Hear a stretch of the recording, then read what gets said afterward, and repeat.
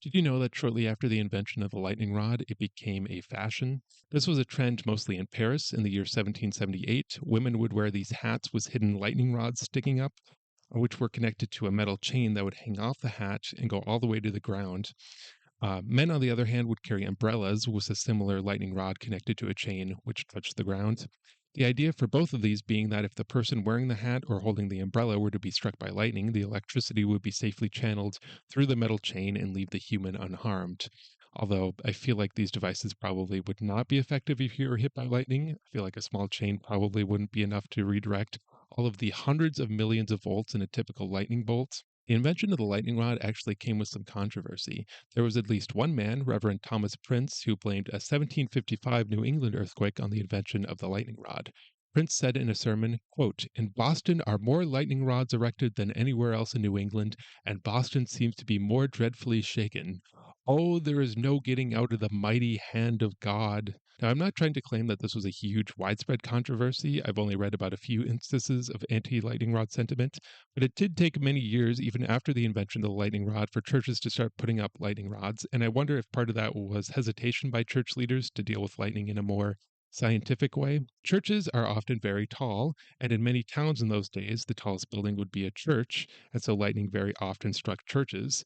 And lightning hitting churches actually led to a lot of deaths because of the way that churches used to deal with lightning.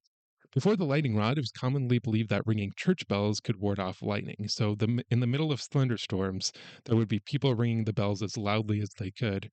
And this actually resulted in a lot of bell ringers, as in at least hundreds, being hit by lightning and dying. In any case, eventually lightning rods did become more common, probably due to the fact that they actually worked at dealing with lightning as opposed to ringing church bells. One town that didn't embrace lightning rods soon enough was Brescia, Italy. In 1769, a church called the Bastion of San Nazaro in Brescia was, in addition to being used as a church, used as a storage building for 200,000 pounds of gunpowder. In 1769, the building was hit by lightning. Despite the lightning rod have already been invented by that point, the church did not have a lightning rod. So instead, the lightning caused the gunpowder, which was stored there, to ignite and resulted in an explosion that destroyed one sixth of the city. Some estimates say that 3,000 people died, which would make it the deadliest single lightning bolt in history. Anyways, on the topic of lightning related controversies, John Lennon, and this is related to lightning, so stay with me. In March of 1966, John Lennon of the Beatles had an interview in the English newspaper, The Evening Standard, in which Lennon was talking about his personal life, including his interest in religion. And he said the following. Quote, "Christianity will go, it will vanish and shrink. I needn't argue about that. I'm right and I'll be proved right. We're more popular than Jesus now. I don't know which will go first, rock and roll or Christianity." This quote eventually led to quite a bit of outrage, especially in the American South. Many took Lennon's quote to mean that Lennon was saying the Beatles were better than Jesus, even though Lennon was more trying to comment on the decline of Christianity in the UK. But regardless, many radio stations banned the Beatles from their airways, and many even held bonfires where people would come and burn their Beatles related merchandise. The Texas radio station KLUE held one of these bonfires, and the very next day, their transmission tower was hit by lightning, and their news director, Paul Ransom, was knocked unconscious and had to go to the hospital. He was fine. There was also extensive damage to the station's radio equipment. So maybe God likes the Beatles. I don't know. Speaking of God's wrath, in the town of Monroe, Ohio, there is a megachurch called Solid Rock Church. They had a 62-foot tall statue of Jesus called King of Kings, which was completed in 2004. It acquired a number of nicknames due to the way its arms were outstretched. Down Jesus, Drowning Jesus, that's good. Big Butter Jesus because of its kind of pale yellow color. Big Butter Jesus. Anyways, in 2010, the statue was hit by lightning and completely destroyed. And church leaders were actually very reflective. They realized perhaps this is a sign they should spend their money helping the poor instead of frivolous things like $250,000 statues. I'm just kidding. They actually built another statue. This one was a full body Jesus, a little shorter though, at 52 feet tall. This one was built with a lightning suppression system, so the thought of everything. We talked about lightning rods earlier, which were invented by Benjamin Franklin. Eh, Technically, a Czech priest called Prokop Divish built the first lightning rod, but Franklin had already independently come up with its own design for the lightning rod. Anyways, it doesn't matter. Of course, there's also Franklin's very famous lightning kite experiment. There are two big common misconceptions about this experiment. Franklin didn't discover electricity, and his kite was not hit by lightning. So, electricity was already known about at the time of the experiment, and by that point, several scientists had written about electricity and done experiments with electricity. What Franklin's experiment showed was that lightning was electricity. So, some scientists had already commented before the experiment that what the scientists then knew as electricity kind of resembled lightning, like they thought it could be the same phenomena. But Franklin's experiment was the first experiment that actually provided evidence of this. And by the first experiment, I mean the second experiment. The lightning kite experiment had already been performed a few months earlier by the physicist Thomas Francois d'Alembert. But to be fair, I don't think Franklin knew about this experiment. Anyways, the other misconception is that Franklin's kite was hit by lightning, but this never actually happened.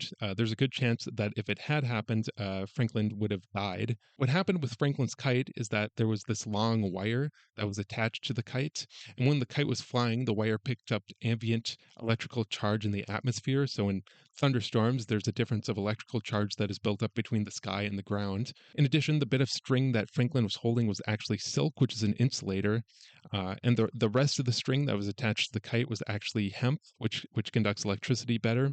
So the string of the kite was the hemp string was actually able to become electrically charged. And Franklin brought his hand to a metal key that was attached to the hemp string of the kite and observed an electrical spark. He was also able to use the string of the kite to charge a device called a Leyden jar, which is this device that could store an electrical charge. So he was probably like, "Yep, that's electricity."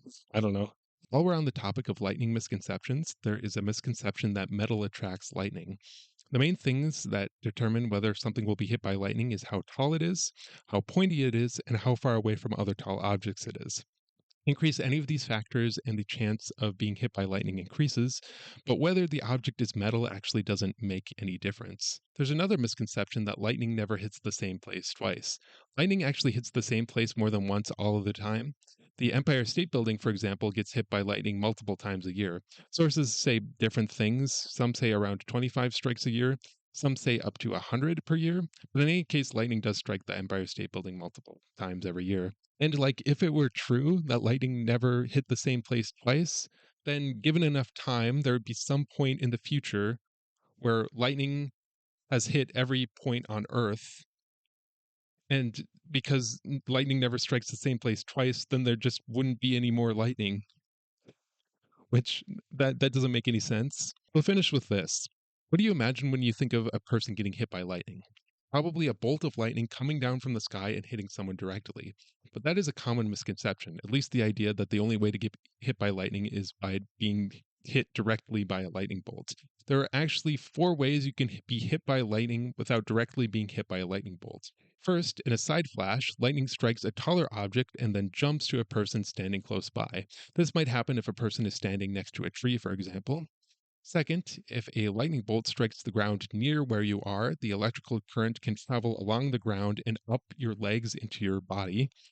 Third, electricity from a lightning bolt can travel through conductive material like metal wires. So, if you were in contact with a metal fence, or even if you were inside a building in contact with an old landline phone, or if you were bathing in a house with metal plumbing, the energy from a lightning bolt can actually travel through whatever conductive paths there are and hit you. Finally, immediately preceding a lightning bolt, there are these things called leaders and streamers. So, a leader is electricity coming down from the sky trying to find the ground, while a streamer is actually electricity coming up from the ground trying to find the leader. A lightning bolt is formed when a leader meets a streamer. So a leader usually only connects with one streamer to form lightning, but there could be more than one streamer for any given lightning bolt. And some of the streamers could just never connect with the leader to form a lightning bolt. So if you could be hit by a streamer that never actually connects with a leader to form a lightning bolt, but you still would be electrocuted, even though you're not directly being hit by a lightning bolt. Well, on that note, that's the end of the video. Let's see if I can upload the next one before 3 months pass.